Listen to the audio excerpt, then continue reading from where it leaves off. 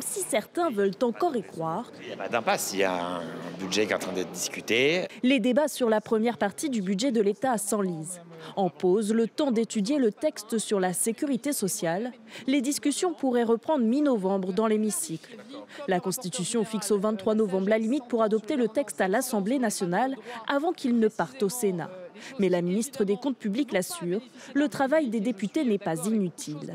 Tous les amendements votés, le gouvernement s'engage, selon les configurations politiques qu'ils permettront, de les transmettre au Sénat. C'est important ce que je vous dis, parce que ce qu'on fait, ce n'est pas une mascarade. Malgré tout, le calendrier reste très serré, impossible à tenir pour certains opposants. Si le Parlement ne parvient pas à voter le budget au bout des 70 jours de débat, le 23 décembre prochain, le gouvernement pourra décider de passer le texte par ordonnance.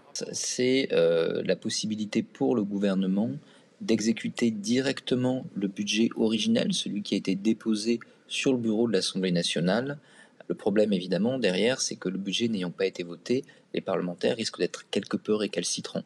Néanmoins, une fois qu'elles sont déclenchées, elles font office de budget. C'est comme si le budget avait été voté. Dernière possibilité, la loi spéciale, qui reconduirait à minima le budget de l'année précédente. Les députés qui ont dit non hier soir tard à l'une des mesures les plus décriées du projet de budget de l'État. Elle prévoyait de soumettre à l'impôt sur le revenu les indemnités journalières versées aux personnes atteintes d'une affection longue.